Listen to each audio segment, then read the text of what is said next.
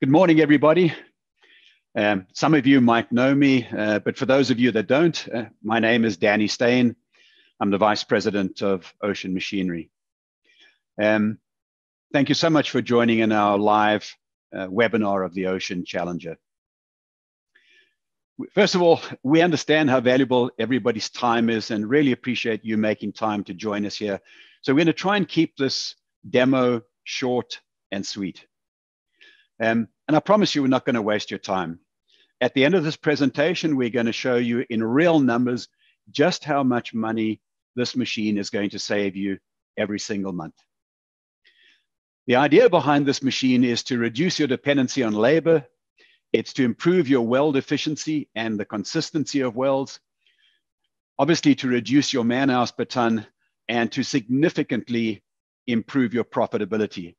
And in some cases, we've seen payback periods on this machine in less than a year. So you will see that this machine is very much a no-brainer. Remember that this machine, the Challenger, was designed specifically for structural steel fabricators, as well as for the metal building industry. It doesn't matter how different every single part is from the previous one. The Challenger will make this welding simple and fast. All right, so right now, what you don't see is I've got a whole bunch of people helping me at the AGT headquarters in Three Rivers. We have Louis Decaire there, who is the general manager and partner. We have Gordon Attridge, who is the sales manager. And on the shop floor, I've got Charles William, who's the project manager. Luke is our Challenger operator. And Vincent is our video switcher or studio manager. And while we perform the demo, please, if you wouldn't mind, if you take a look around your screen, you should find a chat button. Use the chat button to type in your questions, and I will try to answer them in real time. But if I don't, Gordon's going to collate all the questions that I haven't got around to, and we'll make sure that we answer all of them at the end of the session. All right. Let's take a look at the Challenger on AGT's shop floor. So as you can see from this view, you're looking at an Ocean Challenger with a set of optional rotators. The standard Challenger does not come with the rotators, but we're going to show the machine with rotators today. But everything that you will see in today's demo is going to be identical for the standard Challenger without rotators, other than the beam or column rotation. Today, we're going to weld some attachments to a column, a very simple one. Charles William, if you've got a moment, please could you take the gimbal and take us down on the floor and show us the column that we're going to be welding.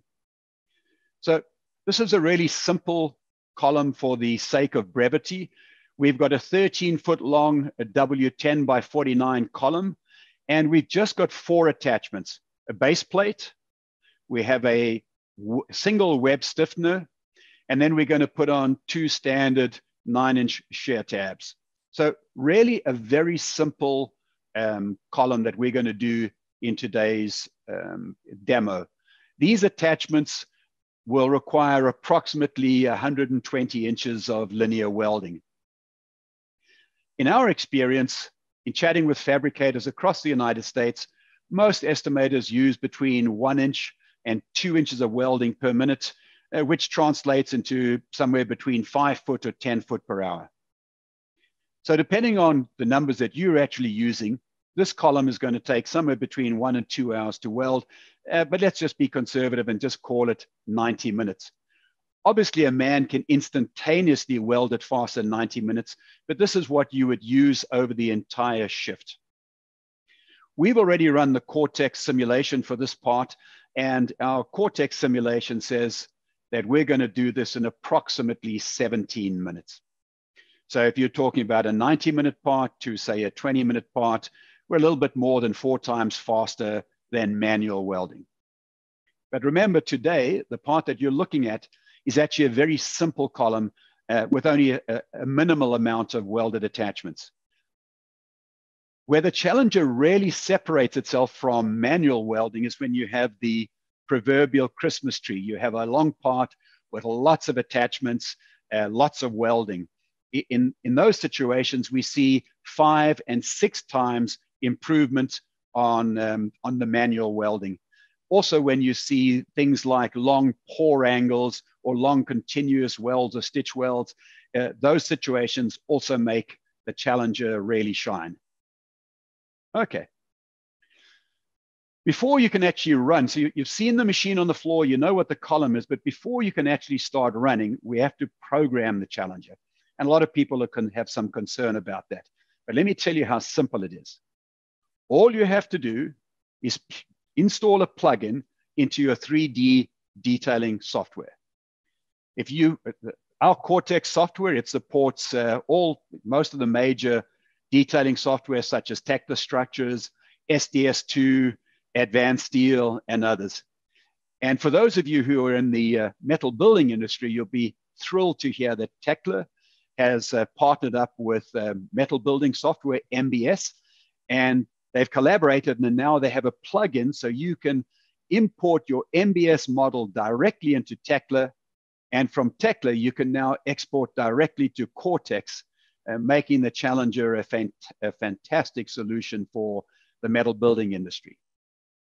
Okay, so once you've exported the model into Cortex, Cortex analyzes the entire model, looks at all the weld assemblies contained in the model, and it generates an Excel report for the project.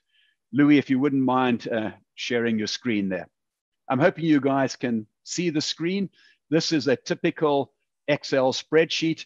And what you will see there is a range of stuff from the part numbers on the left-hand side, the assembly name, the number of occurrences that it appears in a building. You will see the weight of each part. You will see the linear inches of welding. You will also see the actual individual success rate. And we've actually ranked this from 100% down. So these are individual assemblies on a particular job. And as you see, as Louis scrolling down, these start at 100 and eventually get down to into 90s and 80s, etc. All the way at the bottom of the spreadsheet, if you wouldn't mind going to the bottom, Louis, we've actually got a total percentage. So this 76% that you see here is the total amount of welding for the entire project that can be performed on the Challenger. Now, I just want to be clear, you are never going to do all of your welding on the Challenger. You're going to make some decisions about what you put on the Challenger and what you do manually. That is still going to happen.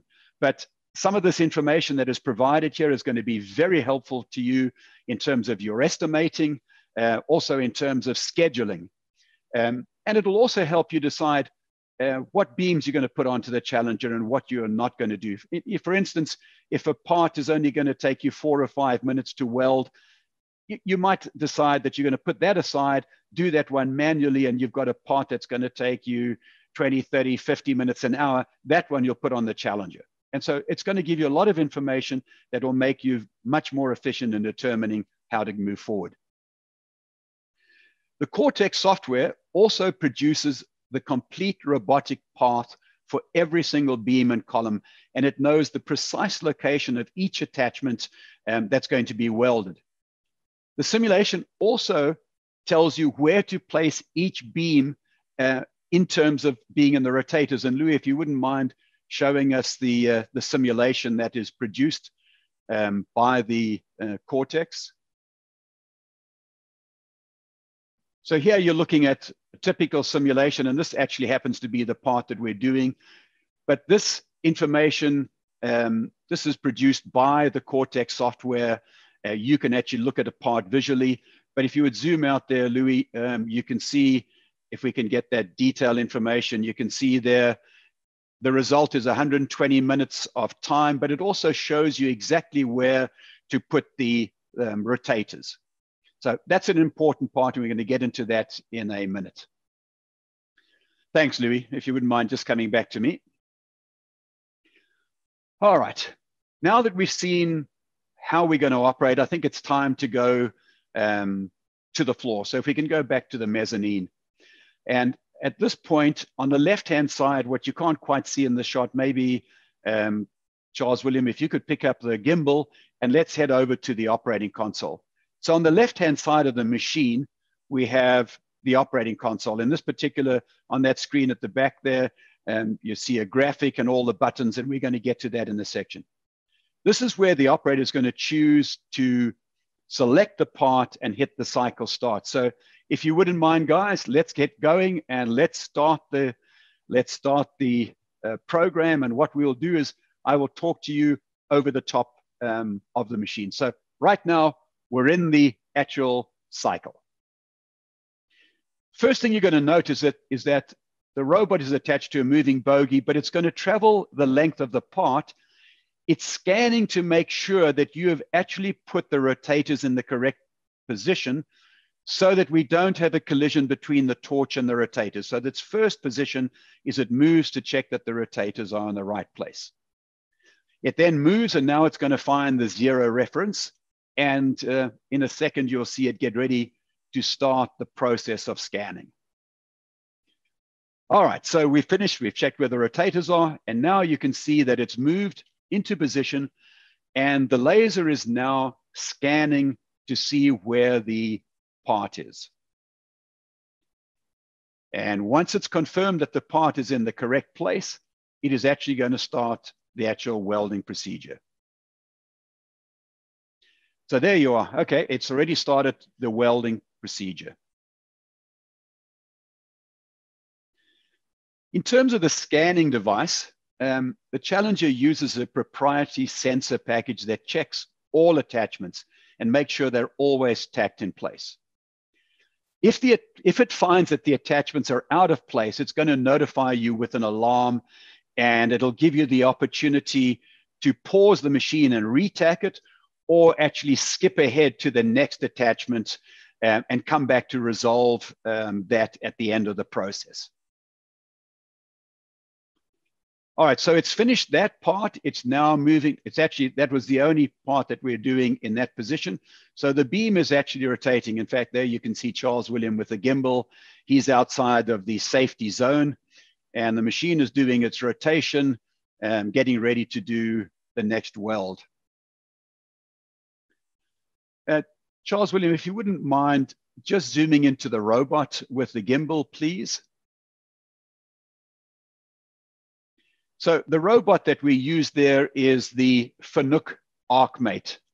Fanuc is the largest robotic maker in the world. It has sales of more than 5 billion annually. And we chose this robot because of its accuracy, the reliability, durability, and of course, their impeccable worldwide after-sales support. The robot is mounted on a rigid platform that moves up and down the rails, and you can see it there. And it also houses the welding source. The welding source that we use is the Lincoln PowerWave R450.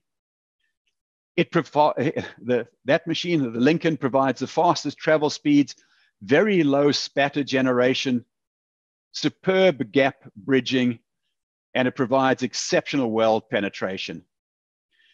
What you can see at the back there also is you will see a torch cleaning station. We'll get to that a little bit later. You can also see below there is a wire drum. We've just finished welding that side of the shear tab, and we're actually going and we're doing a cleaning procedure right now. We're trimming the wire, we're reaming the torch, and we're coating it with anti-spatter. All right, so we're going to continue here. So that cleaning performance that you saw there, that wire cleaning, that happens at timed intervals based on the linear inches that you've done, and the machine knows exactly when to do this. This is not something that you have to tell the machine to do. It does that automatically. In terms of the wire, we're using a 0.045-inch metal core wire, but we do have the option of going to a solid core wire if needed. In terms of the gases, we're using a mix of 85% argon, 50% CO2. We use this combination because it provides the best weld efficiency And it is the most forgiving when dealing with scale and rust on your parts. So we don't need to pre-blast the steel prior to welding. And as you can see there, we have a standard sort of quality or color of beam. It has a little bit of rust on the surface and mill scale. During the demo, as you might see right now, we're welding we are confirming the position of the stiffener on the far side. And for the sake of brevity, we actually only have one stiffener. But during this demo, you will notice that we only weld in the horizontal plane. And this is because we get faster weld deposition rate and we get better weld consistency. And we always have to rotate the part anyway. The torch tip, the gap between the part and the actual beam or the column is always maintained at a constant distance. And this ensures consistent weld penetration, 100% repeatability, 24/7. And I promise you that if you look at parts that were welded by the machine, and we'll get a chance to do that afterwards, you will instantly be able to differentiate between parts that were welded by hand and parts that were welded by the Challenger. Let's see, I'm just going to see if we've got any questions that have come in here so far, guys. All right. I don't see any questions right now, but Gordon will bring these to my attention if we see. So guys, don't hesitate if you have any questions that you want to ask during this presentation. One of the things that's worth noticing is that, or worth noticing rather, is that the Challenger can be certified by AISC / American Welding Society. So that allows you to retain your certification within the shop.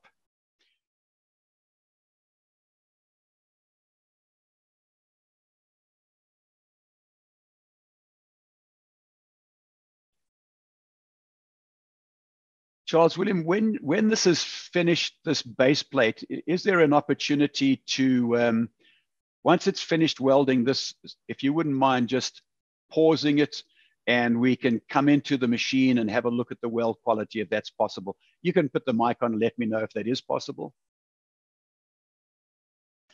Yes, certainly. We're going to just pause the program, go for a quick look, and we can start it whenever you're ready.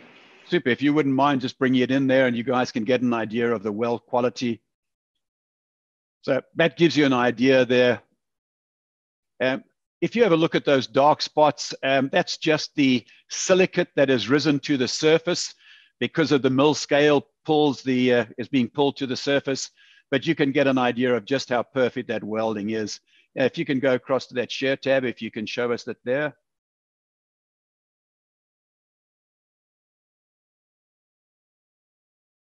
Just absolutely perfect. Is this a Charles William, is this 5/16 or 1/4 inch? It's a 1/4 inch weld. 1/4 inch weld, perfect. Super, thanks. If you wouldn't mind stepping out and hitting the resume button and we can continue. Here we go, it's back in production. Super, thank you. All right, so there we go, we're operating again. All right, so here's something worth paying attention to. Depending on your detail and how he details his library, his model, he might embed the weld information in the Tekla model or SDS model. If that information is embedded in the model, the Cortex simulation will use that embedded information. If your detailer does not put that information into the model, Cortex will automatically apply a global weld recipe where it looks at the thickness of the attachment to be welded, and it makes an automatic determination of what type and size of weld has to be applied. So really simple. Either we use the embedded information, or we use the the global weld recipe. Danny, we have a couple of questions from the audience here. The first one is from Lyle. How do you compare the Challenger with other robotic welders in the market, such as Motofill? Well, if we compare, first of all, to the big Siemens that everybody knows, the big Siemens product, we're a very different product. We're significantly more affordable than that. If you go to Motofill or any of those, you're referring there to, those are cellular products. They do not scan the entire beam. They are perfect for doing small attachments, base plate attachments, but they will not do the entire beam. And of course, they do not have the ability to read the entire model, which means that they still have to be programmed manually. So no, those they are not comparable to ours at all. In terms of the large Siemens machines, they're in the millions of dollars, and our machine will get to pricing, but we're a fraction of that. So there was another question there I noticed. What happens if a part is tacked in the wrong place and the torch crashes into it? Well, let you answer that, Gordon, if you wouldn't mind. Okay, thanks, Danny. Yes, the robot is equipped with a torch sensing device, which actually automatically detects impact, and it's very rapid acting. So if there's a part in the wrong place and there is a collision, then the robot will automatically go into an e-stop condition and send an alert to the operator. So and then he goes through a very simple impact recovery sequence and restarts the machine. Thank you, Gordon. And yeah, that recovery sequence is just to make sure that the calibration in that collision was not moved. So once we've just recalibrated, and that's touching a torch tip to a point, bringing the torch tip, and that's all we have to do to recalibrate. And once that's good, we can go ahead and resume. I see we have another question from Christian Alejandro. Does this machine do just fillet welding, or does it also do full penetration welding? We do not sell this machine as a full pen welding machine.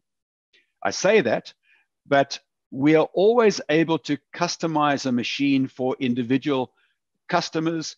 But obviously there's certain restrictions about where the torch can get to.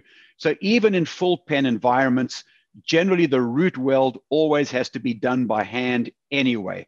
So just mentioning that, but we can talk about full penetration separately. But no, this machine, as you're seeing it here, is for doing single pass, double pass, fillet welds, all the way up to 1/2 inch. But we're always developing, the software is always being developing, and the machine is continuously being improved with the improvement of software. In terms of capacity, if you wouldn't mind, just Louis, just going back to mezzanine floor for a second. The column that you're seeing right now is only 13 foot. The machine's capacity handles beams up to 50 foot and longer, with obviously with optional extensions. And the beams or column size is up to 20 inch by 40 inch. As you can see, that would fit within the rotators. And the total amount or size of the welded attachments to the beam or column have to fit within a 72-inch envelope so that the part can be rotated without hitting the floor or colliding with the robot above.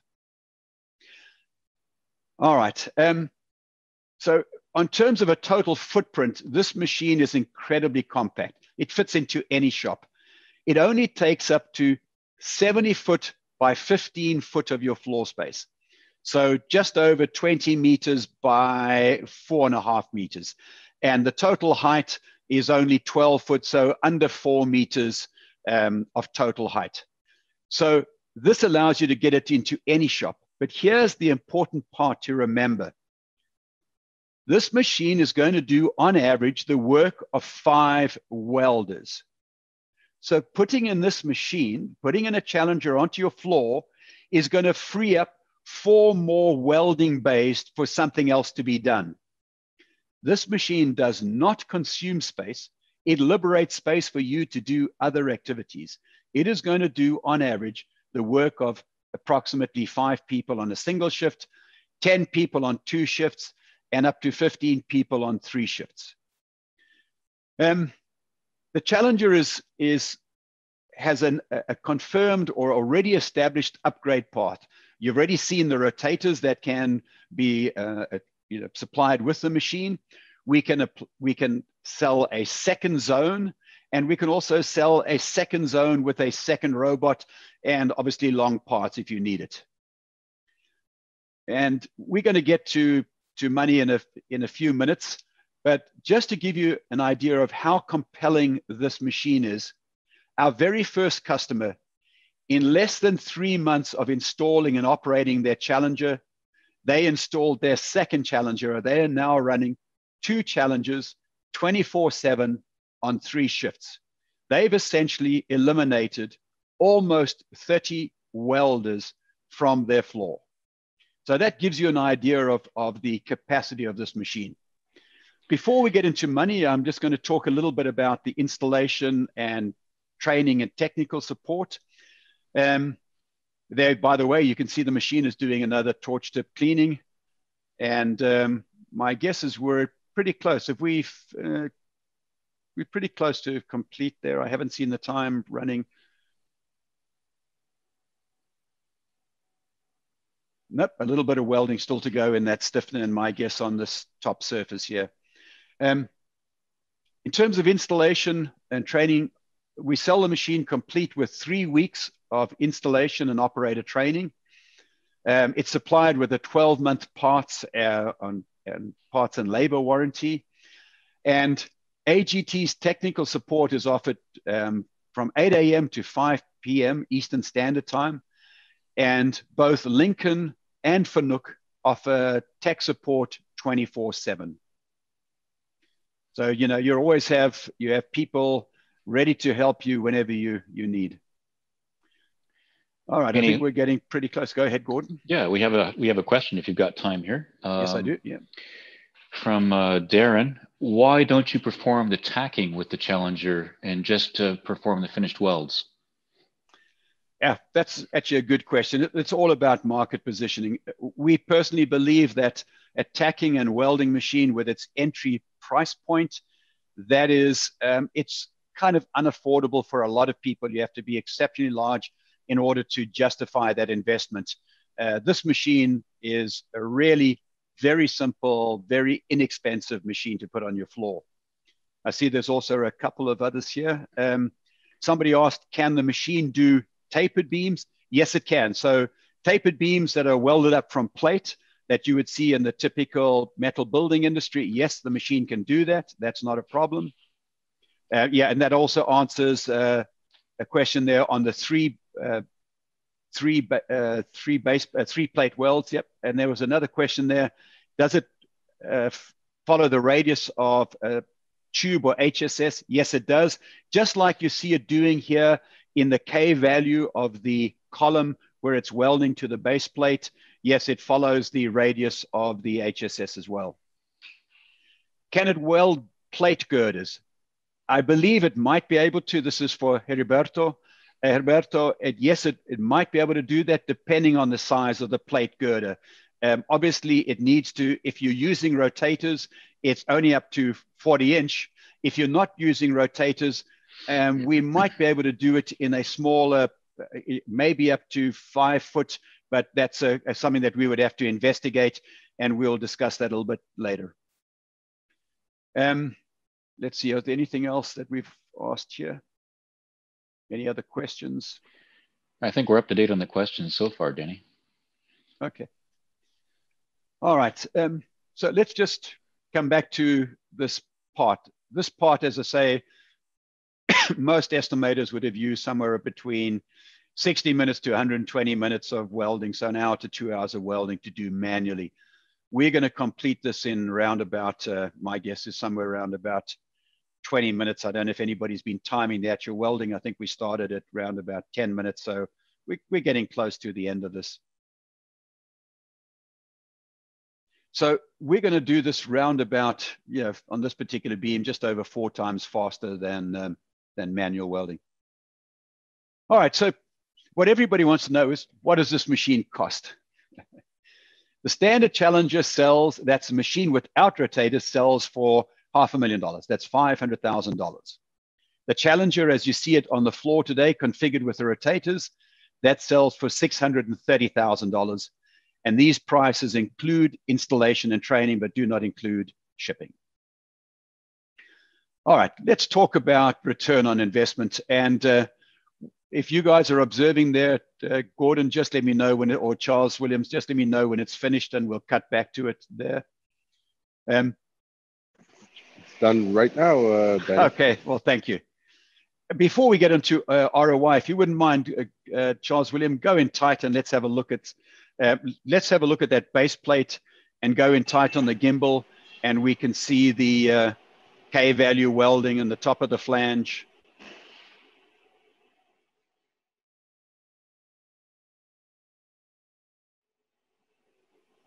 I see there is a question while we're doing, thank you, just keep on going there, and then go into the inside if you wouldn't mind, Charles William, and let's take a look at the K-value. And then if you get the lighting, yeah, it might be tough to see in there. Oh, there we go, that's better.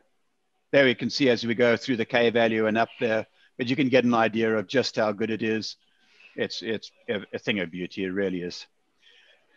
Yeah, somebody just asked a question about what the maximum weight capacity is with a 40-inch capacity. 10,000 pounds with 2 rotators and 15,000 pounds with 3 rotators.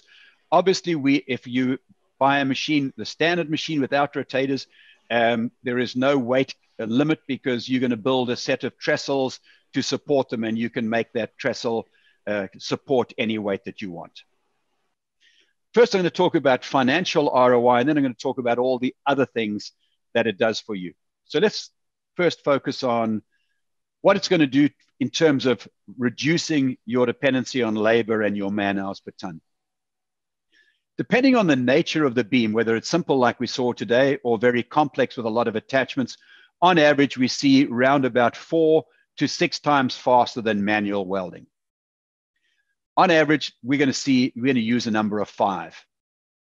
In the US, typical welder costs approximately $20 an hour, but that varies based on state or location. A $20 an hour guy, by the time you got FICA, suitor, workman's compensation, and other soft costs, he cost you somewhere around about $55,000 per annum. This machine is going to remove 5 of those guys. If you remove 5 guys on a single shift, that saves you about $275,000 a year. On a $500,000 machine, the payback on that is less than 2 years, and that's just running a single shift. If you have the capability of running the Challenger on 2 shifts, you're going to save over $550,000 a year, and the payback period is less than 12 months. And if you're able to run it on 3 shifts, the payback period is less than 8 months. I mean, this is how much of a no-brainer this machine is. But not everybody buys this machine based on financial ROI. Other people have different labor rates. What it's going to do, it's going to reduce your dependency on labor. And as you know, in the welding industry, we have a high turnover. We're always struggling to find people, train them up, get them up to spec. That's the first thing we do. We get repeatable and consistent weld quality. It's going to have a significant reduction in your consumable cost because most manual welders, they always are over welding. If it calls for a 1/4 inch, it's 5/16 and more. And so you're burning through a lot of wire and gas unnecessarily, but that's just normal. So all of these things are going to make a huge improvement for you on the bottom line, just in your peace of mind, just making you relax. The machine's going to be there on Monday morning, no matter what. We've got a fantastic support network from Ocean, from AGT, from Fanuc, from Lincoln. These are all reputable names. They all have offices here in North America. We're all on our regular North American time. So it's not like we're relying on somebody in a foreign country. This is what you want, is you want confidence to move forward, change your life, make a significant savings on your shop floor, and put a machine in there. I want to just get back for a second, if I can just back out there. There was a question there, Mr. Susi asked about, have we tried any railings with smaller multi-point weld areas or pipe? No. So this, I'm just going to be very clear about what this machine is. This machine is for welding long structural steel components, channel, angle, beams, and columns. This is not a machine for pipe. It's not a machine for handrail. It's AGT, however, they specialize in doing those kind of applications. They have over 1,000 machines installed around the world, and they specialize in doing stuff where you're building up trusses, if you're building up something, racking, anything specific that you need. This is their bread and butter. All you got to do is reach out to us in AGT. We'll put you there, and they can design a system for you. They might even have built a system similar to this that they can assist you with.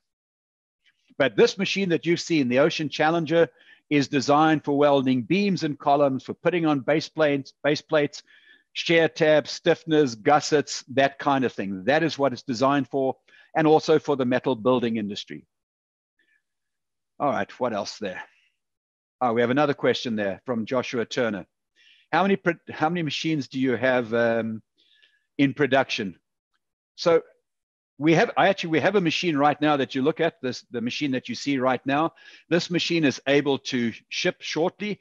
We have 15 machines that are actually in production right now, with 15 machines installed and working, 3 more in production, and 1 Ocean Challenger ready to ship.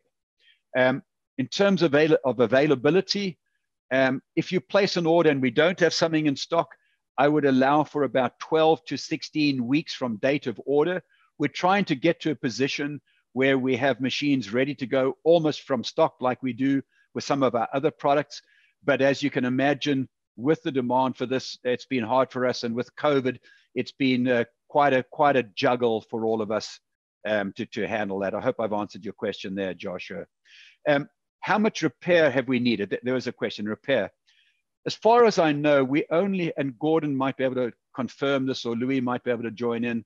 As far as I know, we only had 1 issue on a single rack and pinion on any of our machines, other than small collisions, which would just then require a recalibration, which the operator is able to do himself. But I am unaware of anything other than 1 rack and pinion issue that we were able to resolve the following day. You're right. Is that correct, Gordon? No, yes, yeah, that's correct. Super. Thank you, guys. Yeah, so from a robotic perspective, just so you know, these machines quote mean time to failure, something like 50,000 hours or 80,000 hours. While that sounds nice, that sounds like 20 or 30 years of operation. I wouldn't rely on that. But certainly these machines will become out of date before the robot wears out. I used to work in the automotive industry, and robots work 24/7, lights out, nobody there, machines operate automatically, nobody's there. They have all sorts of mechanisms that advise operators when they're not working, but we're just working with a simple Fanuc ArcMate. I think we have something like 50,000 hours on this machine of mean time to failure. Somebody just asked us a question there. John asked us, what is the warranty period? The warranty period is 12 months, parts and labor on site. Obviously, for the life of the machine, you have access to our technical support remotely. And for the most part, most support is always going to be done remote, because really we're dealing with a very simple machine that runs on a rail. We're dealing with a robot that spins around that's pretty durable. It's very lightweight. There's not a lot of stuff to wear out. It's not like a drill line where there's thrust. It's not like an angle line where there's thrust. We're not forcing any work. This is a relatively lightweight machine that just moves in X and Y, and it has some rotation movement. So just in summary, this machine is by far the most affordable robotic welder here in North America. Nothing even comes close. It's got this tiny footprint that fits into any shop. As I said, 70 foot by 15 foot by 12 foot high. And it's going to free up more floor space for you to do other stuff. It's going to remove about 4 to 6 welders per shift from your work. It'll allow you to do additional work without having to hire anybody else, or it will reduce your dependency on labor. And what's nice about this machine is that we have this built-in upgrade path. So we can add more components to it as you grow and your needs grow along. And as I say, it's built and supported here by AGT. And I mentioned earlier on, they have more than 1,000 robotic installations worldwide. Gentlemen, if I don't see you personally, thank you so much for your time. Have a wonderful festive season. And if you're taking time to have a vacation, I hope you have a fantastic time. Thank you all, and we really appreciate it. And thank you to everybody at AGT for putting on this fantastic demo there. We know how much time went on behind the scenes. You guys are wonderful, and we really love this collaboration, guys. Thanks, everybody, and goodbye.